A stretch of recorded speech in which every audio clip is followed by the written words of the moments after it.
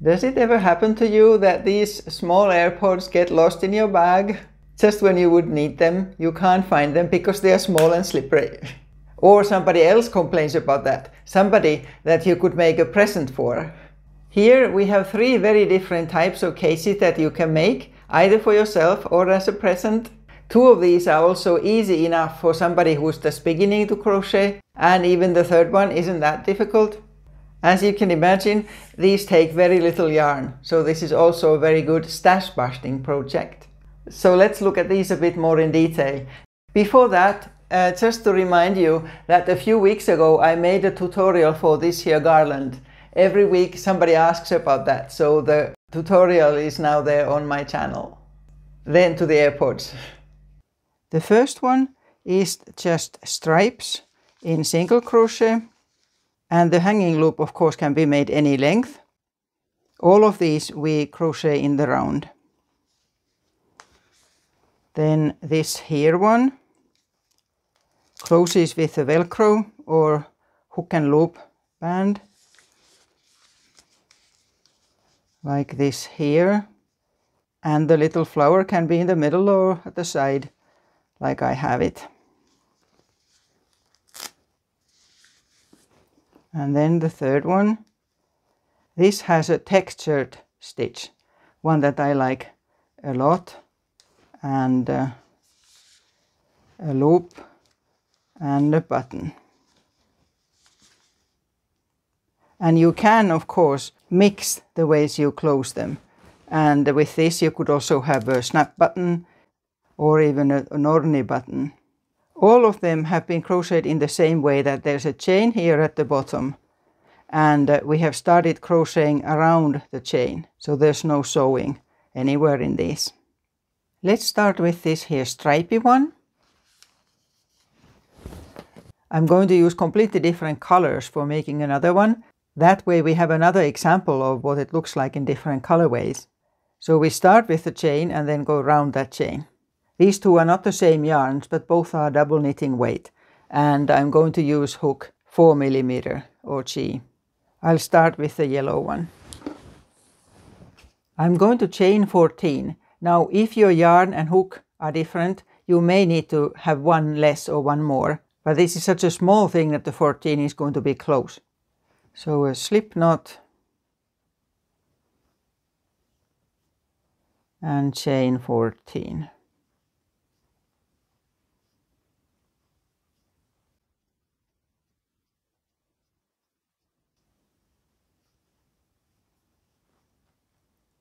Here, and then we are going to go around this here chain and start in the 2nd from the hook, so not the very first one but the next one, and only take 1 loop of the chain.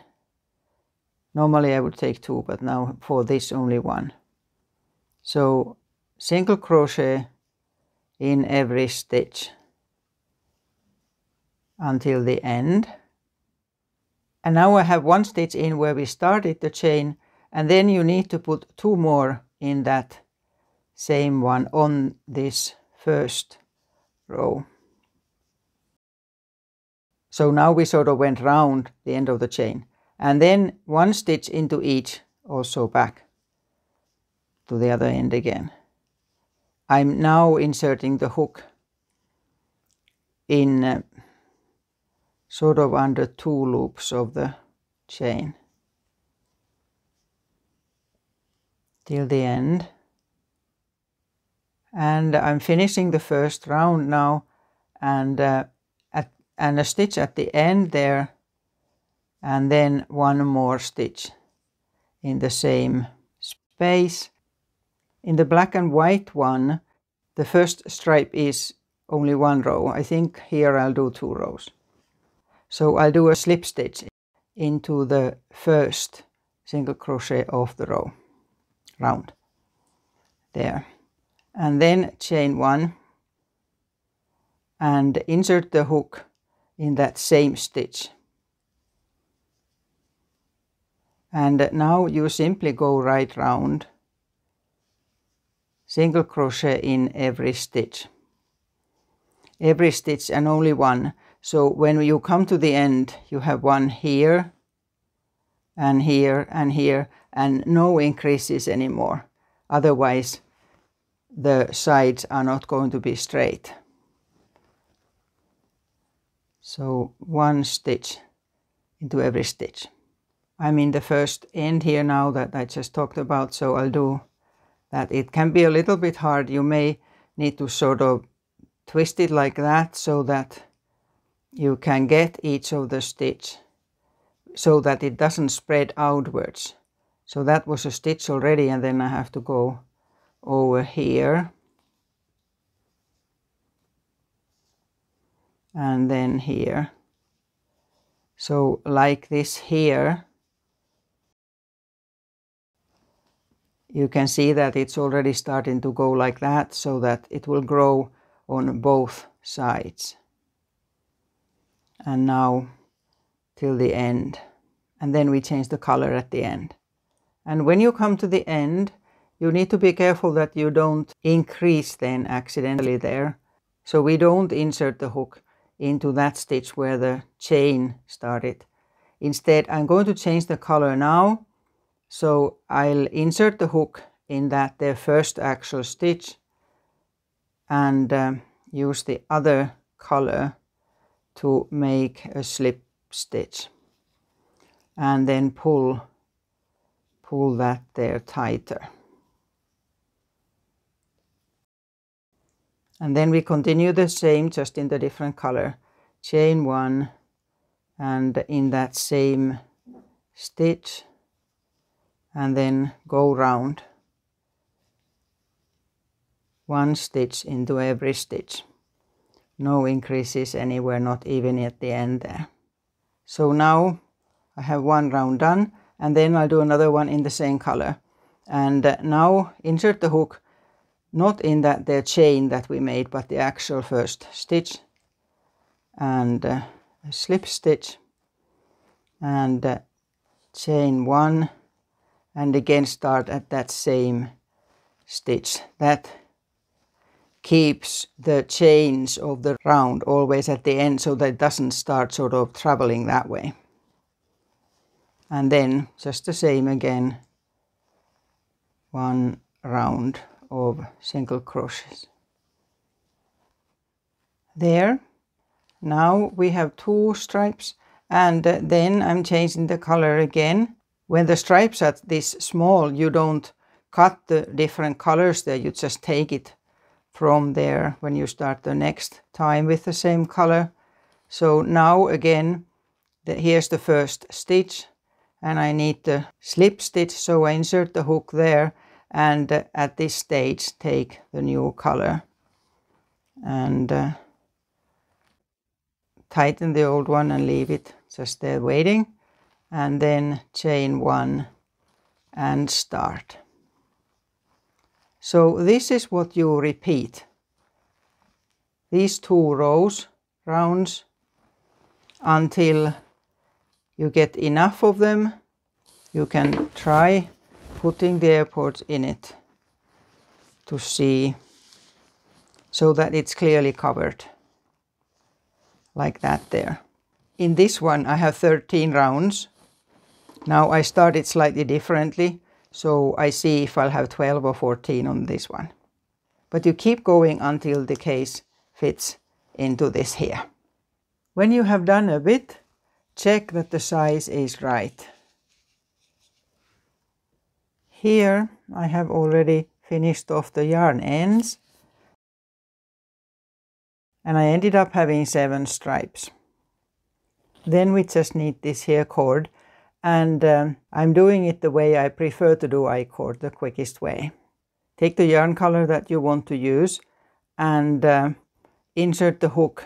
You know, when this is folded into 2, insert the hook at the side here and pull the yarn through, and then pull this here yarn, the yarn end, so that it's at least 3 times, a bit more than 3 times the length of the loop you're wanting to do. So this loop could be any length. I mean, you could hang it on your neck, but I just wanted one that you can, when it's in the bag, you know, you can sort of pull from it.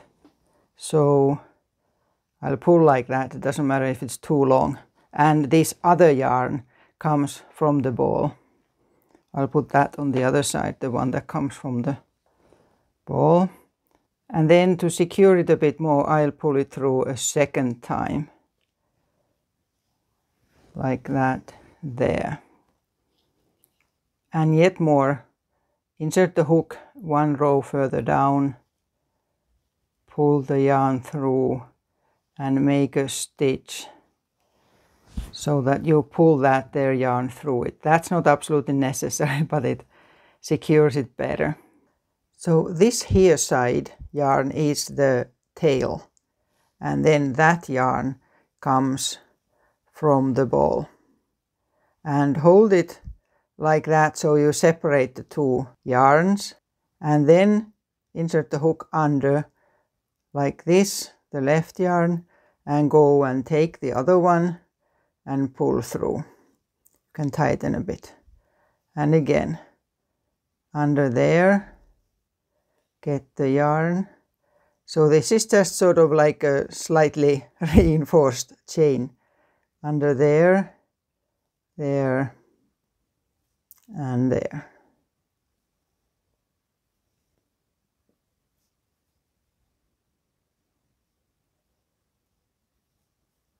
This is the chain that this is the I-cord that I use most often.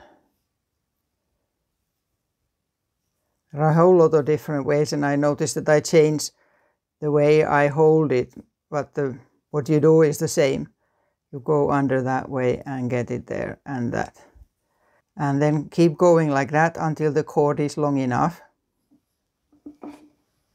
This here cord is 15 centimeters or 6 inches long.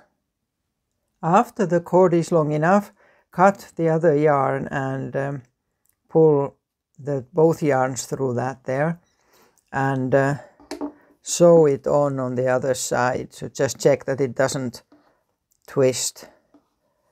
So sew it in here. And here we are. There's that one done. I always block things like this by wetting them through and letting them dry. But apart from that, it's done.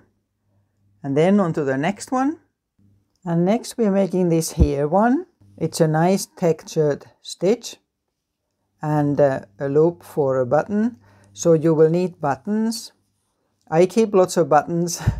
I have many button boxes of my own, but I found this here one in this old one that I was left by my mother. I'm going to use this here yarn. It's also classed as double knitting, but it's a bit finer than the first one. So I'm using a hook 3.5 millimeter or E. We started exactly the same way as here, except that because it's slightly finer and I have a smaller hook, I'm going to chain 15 instead of 14 with the previous one. So do the first row just as in the other one. If you skip directly here, go to the beginning of the first one. So you have 15 chains and you crochet single crochets on both sides of the chain with 3 where you started the chain at. So here's the first round, and now we're starting the textured stitch. First chain 1 and then insert the hook in the next stitch, yarn over and the hook in the stitch after and pull up a loop. And now we have 4 loops on the hook, and yarn over and pull through all of these. And we keep repeating this, but so that you first insert the hook now in the same stitch as before. So here, and pull up 1 loop, then yarn over and the next one. And again now we have 4 loops and pull through all of them. Again in the same stitch, yarn over, next stitch, and through all of them. Now the texture stitch is actually on the wrong side.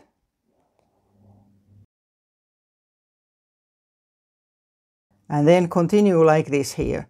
And also in this one you will not increase anymore here, so you continue the stitch the same way around there. I'll show it when I get there, but here continue on towards the end. So I'm getting to the other end now, and here we continue the same way. So in here, one loop, yarn over, and then to the next stitch and through, and again the next one, and now we are at the end here. So here also 4 loops here, and now you have to bend it a bit so that you get rounded. So in that same stitch and again. So this is what I meant, that you don't increase any, you allow it to turn like that there. And then keep going the other side of it, right through to the way we started that there round. Now I have gone round, and when you come to the end here, then need to be careful not to add any stitches. So when this ends here and the first stitch is in there, so insert the hook there and make a slip stitch. And this here, where the stitches are sort of bigger, is going to be the right side, but we need to make one row in between in single crochets, and that we do from that side. So it means actually that we are turning to go the other direction every time we get to this here row. So chain 1 and a single crochet in each stitch right round. So just a single crochet in every stitch there, right round. So right round like this here. Now I have gone right round and at the starting end again. By the way, if you are sort of unsure which side you end up, which side you start, you can always put a stitch marker there. I haven't used that. And then find the first stitch, not the chain in there, and a slip stitch again. And then chain 1. And now we again need to start working from the other side. You could also turn the whole thing around like this here, because you need to start working again from this side that is flat. That's how you recognize it, that this here textured row always gets crocheted from the other side. So now we'll do the same. So I'm starting here in that one, and then yarn over and the next one. And just like the first of that there row. And then continue the same. And these are the 2 rounds that we keep repeating. After every round with these textured stitches, you turn round and do a row of single crochets the opposite direction. I'll finish this round here now and then show one more time how to start the next one. So here again at the end, and get that first stitch and through, chain 1, and turn to continue on the other side. You can turn this, twist and turn it back and forth depending if you prefer to do it from the outside or inside. But now you will do it from the side where the textured stitches are. Round ones, and then after that you go back and do these texture stitches again from this here side. And now I needed 5 textured rounds for this one, and then finishing off with a round of single crochets, and then after that we'll make the loop. Here we are, 5 rounds of those now, and it's the right size. And then I have a button, So need a long loop for that, but first need to get in the middle here to start the loop, and I'm using slip stitches for that. Slip stitches to get further, get in the middle. Here, no, one more. Could always count, but I didn't. And to get this sort of feel more solid, I have a single crochet so that I insert the hook one row lower and make a single crochet there, and then start a long chain. I'm going to chain 24 here, and then making sure the chain isn't twisted, I'll go into the next stitch from where I started and also do a single crochet there, like that, and then chain one and turn. And to make this here chain a bit sort of thicker, I'll have a slip stitch in each of these chains. So go right through the whole chain with a slip stitch in each, like that there until the end. Here, and then just finish that off. And when you decide where the button goes, put the AirPods in it so that you know the best position for the button, and then just sew the button on and finish all the yarn ends. Here, this is probably my favorite. I think it's so cute. This is the one I'm going to be using. And then one more, this here. The flower is separate, so it's been sewn on, and you could of course have as many flowers as you wanted. And this is sort of just longer piece and has a Velcro here, hook and loop band. I was using this here kind, so these stick. Of course you only need a tiny piece. It's just that I had these. These actually have a glue at the back, but I think for something like this here, it's worth sewing them on a bit, because you are pulling them off and on all the time. I was using these here cute little balls of cotton. They are only 20 grams, but for the one I'm going to make now, I'll use this here. It's also cotton. And then what is left from that, I'll make the flowers using that there. And again, hook size 4 or G. This one starts exactly the same as the other two. So if you skipped to start right only here, then go to the beginning of the striped one. And that's where I explain how to do the first round. And now we continue from that. And this here body bit is very easy to do. It's all half double crochets in the round. So chain 2 and a half double crochet in that same stitch where you chained from, and then half double crochet in every stitch.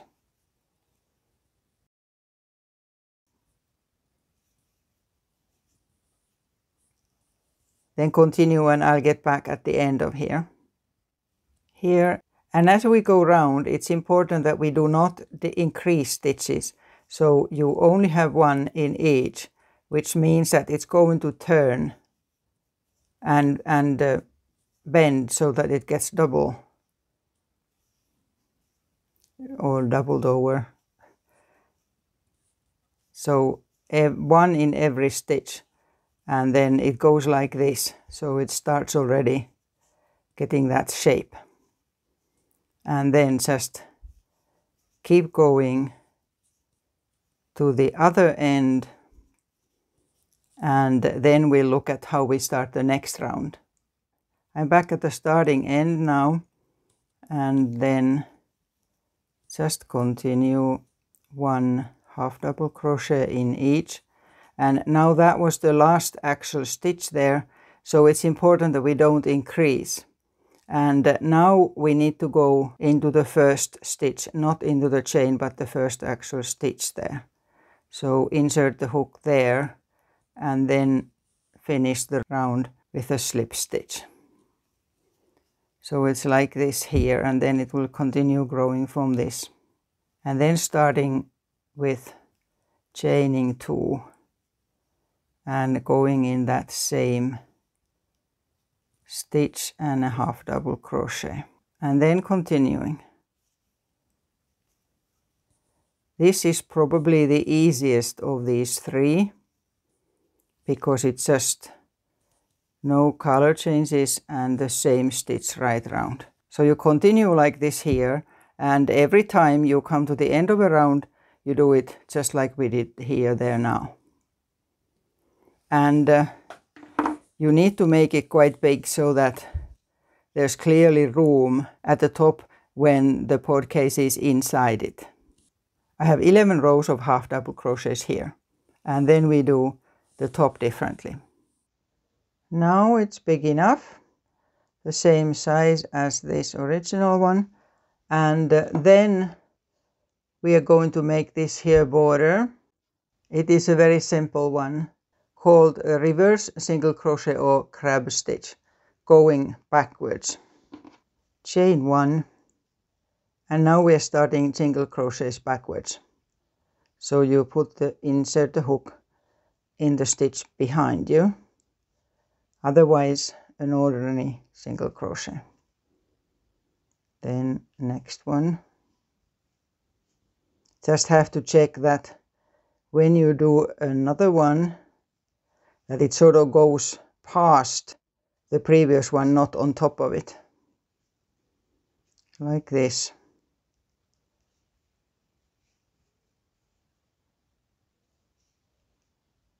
So continue that right round. Now I have gone round, and then when you only have the one left, cut the yarn and insert the hook there one more time, but not an actual stitch, but just pull the yarn through. And then finish off this yarn end, and if you have the one from the start still there. And then we are doing this very simple flower. I'm going to use this here color that is contrasting so it will show well. Starting with a magic ring, I do it just by going round my index finger once, under the stitch, make a stitch and a chain, and then take it off the finger. And then chain 2, double crochet, everything goes into this here magic ring. 1 double crochet, chain 2, and a slip stitch into the ring. Need to sort of tighten it a bit to get it going there. There's 1, so we need 5 petals, chain 2, double crochet,